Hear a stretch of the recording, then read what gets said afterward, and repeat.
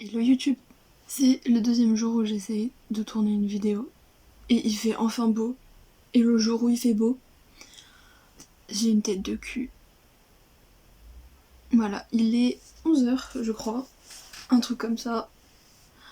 Du coup je retourne les vidéos que j'ai tournées hier parce que ça me plaisait absolument pas. Je suis en pyjama, j'ai une tête de cul, j'ai un café parce que j'ai du mal à me réveiller, je ne sais pas pourquoi. Donc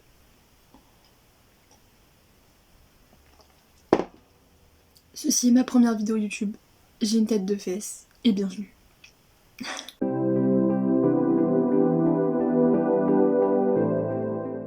Bon, plus honnêtement, je vais aller prendre ma douche, essayer de me faire une petite tête pour ressembler à quelque chose. Et on verra. Voilà, j'ai pris ma douche. Je me suis un peu glow up là. J'ai mis du mascara vite fait. Ça fait, les gars, avec le confinement, ça fait 3 mois que je me suis pas maquillée. En 3 mois, j'ai dû me maquiller genre 2 fois. Donc voilà. Juste pour faire un peu genre, mes cheveux sont à moitié mouillés, à moitié secs, c'est dégueulasse. Et je suis en tenue de sport. Je fais de la musculation plus particulièrement, mais j'ai trop envie de tester du crossfit. Ça a l'air si bien. Je suis suivie par une coach, si vous ne le savez pas. Voilà, qui est devenue un peu mon amie. Coucou Lou, si tu passes par là. Je vais peut-être vous montrer un petit peu. Et puis voilà.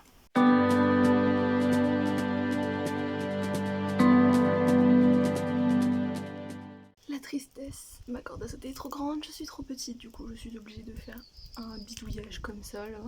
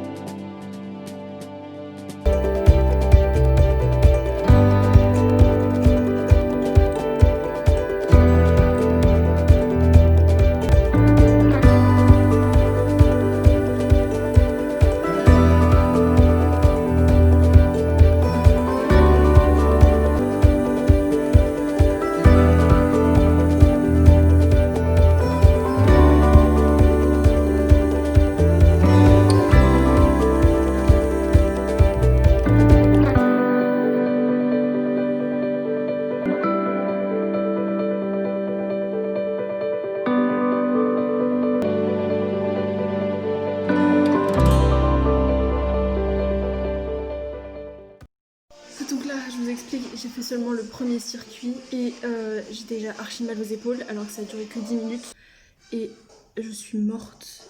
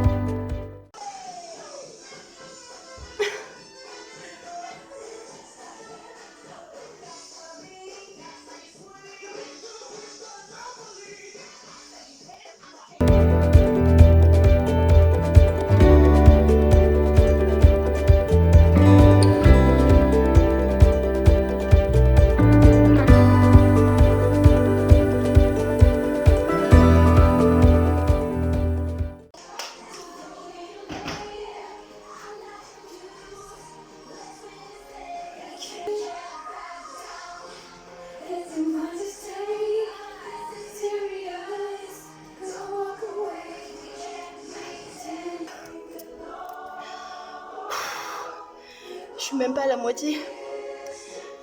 J'ai déjà mal partout.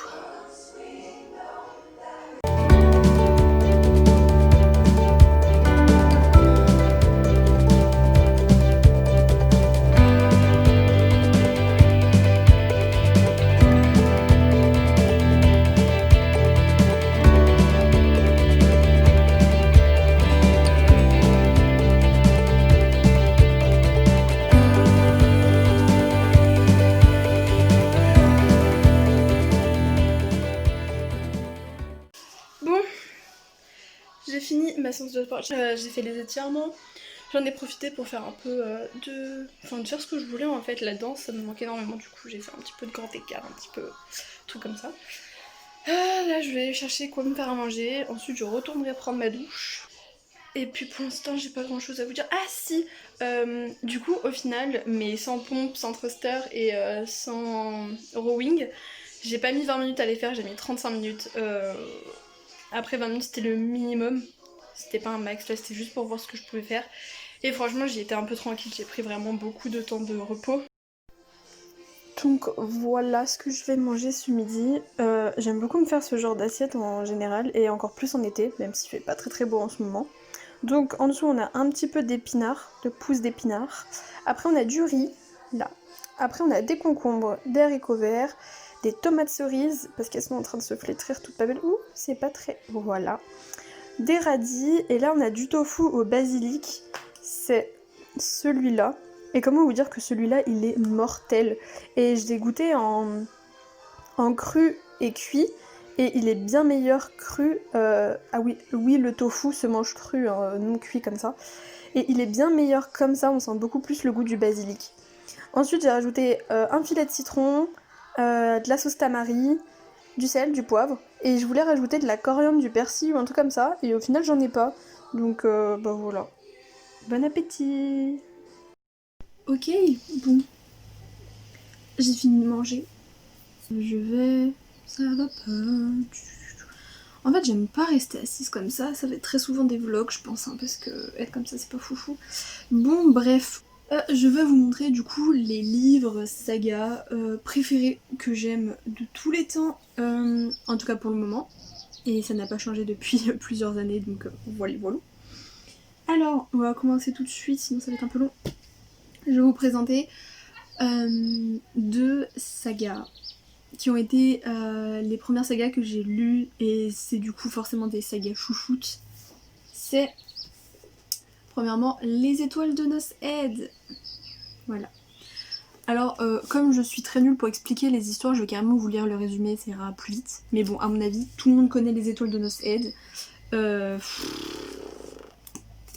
C'est du fantastique, voilà. Donc je vais vous le lire. À presque 18 ans, Anna, enragée de devoir subir un nouvel été à Wick, petite ville portuaire écossaise, il n'y a pas plus ennuyeux que cet endroit pour une citadine de son âge. Jusqu'à ce qu'elle rencontre Lace, il est bâti comme un roc et possède les plus beaux yeux qu'elle ait jamais vus. Qu'importe les rumeurs qui courent au sujet du jeune homme, l'attirance est immédiate, réciproque et irrépressible. Puis tout bascule, le conte de fées se transforme en cauchemar et le destin d'Anna est scellé. Leur relation résistera-t-elle à l'inimaginable? Sauront-ils vaincre le pire? Car les légendes sont parfois plus réelles que ce que l'on croit. Donc évidemment c'est du fantastique, elle va rencontrer un jeune homme, tout va bien se passer et puis elle va se rendre compte que ce jeune homme n'est pas si humain que ça. Alors je ne vous dis pas ce qu'il est, hein, mais bon. Comme l'une des autres sagas que je vais vous montrer un peu plus loin dans la vidéo, le premier tome, on dirait fortement Twilight, sauf que vous devez continuer dans la suite. Et je sais que du coup c'est l'une de mes premières sagas, et quand je les ai lues, première fois que je ressentais ça pour un livre, hein, j'avais jamais pleuré parce que je lisais presque pas avant. J'ai tellement pleuré pour cette saga. Bref voilà, cette saga, elle est pépite. Pareil, vous pleurez, vous rigolez. D'ailleurs j'ai rencontré l'auteur. La petite dédicace. L'auteur est adorable, genre trop mignonne, bref. Voilà la première saga. Deuxième saga du coup que j'ai lue d'ailleurs en même temps que celle-là, en Night School. Voilà. Donc c'est totalement un autre registre parce que c'est du contemporain, mais il y a des petits complots qui se forment. Donc je vais vous lire encore une fois le résumé. Alice Sheridan déteste son lycée, son grand frère a disparu et elle vient d'être arrêtée, une énième fois. C'en est trop pour ses parents qui l'envoient dans un internat au règlement quasi militaire. Contre toute attente, Alice y plaît. Elle se fait des amis et rencontre Carter, un garçon solitaire aussi fascinant que difficile à apprivoiser. Mais l'école privée Cimmeria n'a vraiment rien d'ordinaire, l'établissement est fréquenté par un fascinant mélange de surdoués, de rebelles et d'enfants de millionnaires. Plus étrange, certains élèves sont recrutés par la très discrète Night School, dont les dangereuses activités et les rituels nocturnes demeurent un mystère pour qui n'y participe pas. Alice, n'importe quoi, elle s'appelle Ali. Ali en est convaincue, ses camarades, ses professeurs et peut-être même ses parents lui cachent d'inavouables secrets. Elle devra vite choisir à qui se fier et surtout qui aimer. Encore une fois, saga à 5 tomes, c'est un peu des archi gros pavés, mais ils sont sortis en poche. Donc je vous invite à lire fortement cette saga en poche, si vous ne voulez pas dépenser 17,90 pour chaque tome. Dans cette saga, vous êtes happé, mais clairement, vous lisez le tome 1, on dit ouais, ça va, il y a des petits trucs par-ci par-là. Puis après, vous lisez le tome, vous êtes en mode oh my goodness. Et après, vous lisez la suite et vous êtes obligé de le lire jusqu'à la fin. Comme je vous le dis, il va y avoir des petits complots. Comme dit le résumé, Ali va devoir se fier à certaines personnes. Les personnes à qui elle pense pouvoir se fier sont finalement pas si honnêtes que ça envers elle.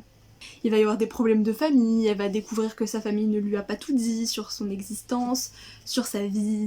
D'ailleurs, il faudrait que je relise cette saga. Si vous voulez, on se fait une LC, une lecture commune groupée pour relire cette saga et pour relire Les Étoiles de Noces Aide aussi si vous l'avez pas déjà lu parce que grosse pépite. Ensuite, là c'est vraiment la saga chouchou de mon cœur, mais the best of the best. Hein. Voilà. Est-ce que je dois vraiment en parler?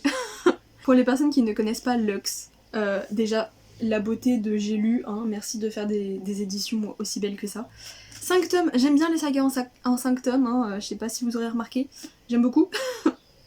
Quand Cathy déménage dans un coin paumé de Virginie occidentale, elle s'attend à tout sauf à rencontrer des voisins de son âge. Déception, Damon Black a beau être canon et avoir une sœur jumelle adorable, il n'en est pas moins insupportable et arrogant.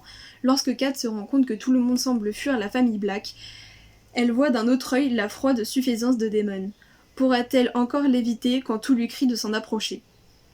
Promis, ce n'est pas forcément que de la romance. Hein. C'est encore une fois du fantastique, parce que je lis beaucoup de fantastique ou de la fantasy. Évidemment avec un peu de romance, je ne dis pas non. Tome 1, en tout cas, comme Les Étoiles de Noces Aide, ça ressemble très fortement à Twilight, parce que du coup c'est une jeune fille qui va déménager dans une nouvelle ville, qui va devoir aller au lycée, qui ne connaît personne. Et son voisin, il n'y a que son voisin et sa sœur, ils n'ont pas de parents, ils sont tous les deux seuls dans une maison, ce qui est déjà très étrange.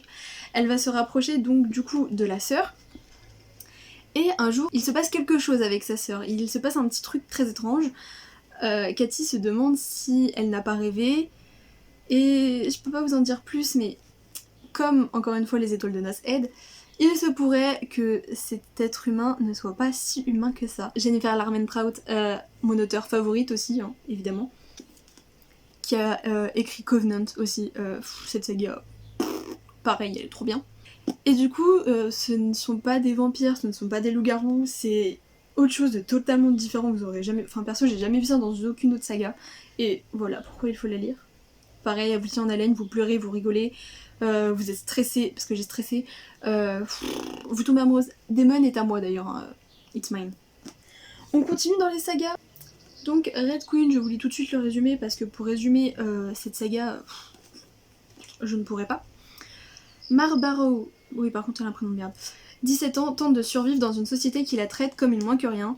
Quand elle s'avère détenir des pouvoirs magiques dont elle ignorait l'existence, sa vie change du tout au tout. Enfermée dans le palais de la famille royale, promise à un prince, elle va devoir apprendre à déjouer les intrigues de la cour, à maîtriser un pouvoir qui la dépasse et à reconnaître ses ennemis. Le résumé n'en dit pas beaucoup, donc je vais un peu vous détailler. En gros, ça se passe dans une société où celle-ci est découpée en deux parties. On a un peuple d'un côté qui a le sang rouge, donc comme nous, le sang est rouge, et qui n'ont pas de pouvoir particulier. Et puis de l'autre côté, il y a la caste un peu supérieure qui ont le sang argent, dont la famille royale a le sang argent. Et quand on a le sang argent, on a plus ou moins un certain pouvoir, ou des pouvoirs en général. Mar Barrow, qui elle est une fille dans une maison un peu pittoresque, quoi, elle est pas... C'est pas une famille très très riche. Eh bien, elle va se rendre compte au cours d'une journée qu'elle possède des pouvoirs alors qu'elle a le sang rouge. Pourquoi ? Évidemment, ça ne doit pas se savoir. Et puis, il va se passer tout un tas de trucs parce qu'évidemment, ça ne va pas se passer comme prévu. Prochain livre, et cette fois, on va pleurer à chaudes larmes. C'est un one-shot. C'est donc 1000 baisers pour un garçon. Si vous ne connaissez pas ce livre, je le recommande tout le temps. Il est tout petit, hein, c'est un tout petit livre, il fait 250 pages. Donc dans ce livre, comme dit le résumé, on va retrouver une fille et un garçon qui sont amis depuis l'enfance, qui vont tomber amoureux. Et ils vont devoir se séparer parce que Rune va devoir partir pour rejoindre sa famille en Norvège. C'est ça, en Norvège. Et sauf que Poppy, qui est sa petite copine, ne va plus lui répondre du jour au lendemain, sans aucune raison. Quand il revient dans cette ville, Poppy est très très à l'écart, elle ne veut plus lui parler, elle ne veut pas entendre parler de lui. Et quand il découvrira et le pourquoi du comment, tout va changer. Alors, ce livre, comme je vous le dis, j'ai pleuré toutes les larmes de mon corps. Vous finissez cette lecture, vous êtes en mode « il faut que je profite de la vie ». La vie est beaucoup trop courte, il y a des citations absolument magnifiques. Et voilà, non mais cette couverture en plus, voilà quoi, elle est trop belle. Une saga en anglais, mais elle existe en français, elle est traduite sous le nom de Insaisissable, donc c'est Shadow of Me. Alors déjà cette couverture s'il vous plaît, voilà, les couvertures sont beaucoup trop belles en VO. En français ils nous ont fait des couvertures absolument... Désolée mais quand vous avez ceci en couverture et que vous traduisez et que vous faites ceci comme couverture en français, perso je préfère celle-là. Hein. Les couvertures des autres tomes sont encore plus belles. Donc, Juliette est enfermée depuis 264 jours dans une forteresse pour un crime, un accident.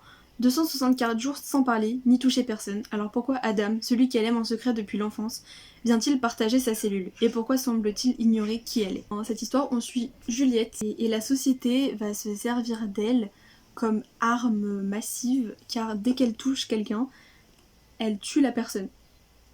Voilà.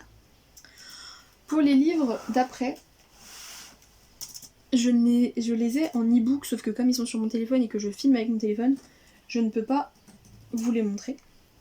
Et je vais lire le résumé sur mon PC qui est ici, donc c'est pour ça que je regarde par là.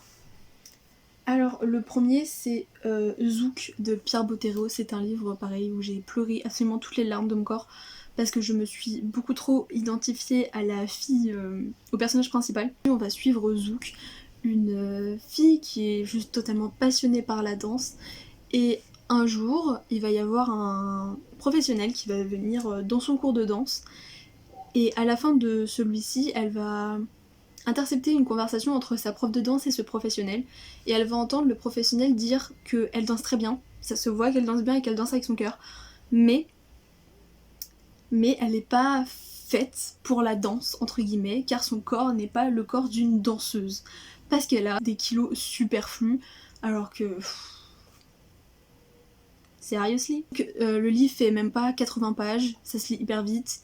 Comme je vous l'ai dit, je me suis beaucoup identifiée au personnage principal parce que pareil, la danse pour moi c'est une grosse passion et j'adore la danse. Et ensuite, pareil au niveau des kilos superflus. Dans ce livre-là, on va parler de plein de choses assez compliquées comme l'anorexie, la dépression, le suicide, les relations toxiques, enfin c'est tout ça réuni dans 80 pages. Vous êtes obligé de pleurer. Le dernier livre que je vous présente, c'est Je t'ai rêvé de Francesca Zappia. Une jeune fille, on va suivre son quotidien à l'école et tout, sauf que cette jeune fille a elle a une maladie, et cette maladie c'est la schizophrénie. On va la suivre tout simplement, voir comment elle grandit avec ça. Et elle va rencontrer un garçon. On va lui demander justement, comme il est écrit sur le résumé, est-ce que tu es vivant? Oui. Tu habites ici? Oui. Je te connais? Oui. Est-ce que je t'ai rêvé? Ce que j'ai aimé dans ce livre, c'est que j'ai trouvé que c'était très très bien fait. J'ai adoré. Pareil, j'ai dû lire ce livre-là en une soirée. J'ai adoré. Et le truc qui m'a fait... Le petit truc, c'est qu'à la fin, déjà, c'est une fin ouverte. Donc tu ne sais pas du tout toi-même où tu en es. Et ça me perturbe toujours. Je ne sais toujours pas vraiment ce que je pense de la fin. Mais c'est surtout qu'au milieu du livre, à peu près, on a une petite révélation sur... je voudrais pas spoiler. Quand on va savoir ça, vous allez être... Je suis clairement descendue, tombée de 1000 étages. Hein. J'étais en mode... J'ai pleuré et j'étais sous le choc. Tout simplement, j'étais sous le choc. Dites-moi du coup dans les commentaires, vous, quels sont vos livres préférés? Ça m'intéresserait beaucoup. Et moi je vais justement aller monter une petite partie de ce vlog, sûrement, trouver comment le logiciel de montage fonctionne. Et après je lirai ceci, The Wicked King. Non mais s'il vous plaît, cette beauté de couverture, elle est magnifique. Donc j'ai fait en sorte de lire 80 pages par jour, normalement en 4 jours il devrait être bouclé. Vu ma rapidité en lisant en anglais, je ne pense pas qu'il soit bouclé au bout de 4 jours, mais on verra bien. Donc je vous reprends plus tard. Voilà mon dessert de ce soir. Il me restait énormément de calories, du coup j'ai pu me faire une énorme ice cream avec du Alpro Coco, du muesli Nutri et du Noccia Latta. C'est hyper bon. Avec ma fameuse tisane. Tous les soirs je me fais une tisane menthe verveine. Ça m'aide à digérer entre guillemets. Et voilà, je vais manger ça parce que c'est si bon. La recette est sur mon compte Instagram si vous la voulez. Voilà. Qu'est-ce que j'ai fait? Au final, le montage ça m'a pris beaucoup plus de temps que ce que je ne pensais. J'ai fait du montage toute l'après-midi, j'ai adoré ça. Mais bon, c'est hyper long. Donc là, je vais manger mon petit dessert. Et vu l'heure, je vais lire du coup vraiment The Wicked King. Et j'en parlerai sur Instagram où je ferai peut-être un vlog, un reading vlog, comme disent les booktubeuses, au fur et à mesure de ma lecture. Donc voilà, je vais quand même arrêter le vlog ici parce que il est très long, il fait quand même déjà 21 minutes, c'est ouf. Donc je vais l'arrêter ici, j'espère que cette vidéo vous aura plu et je vous dis à bientôt.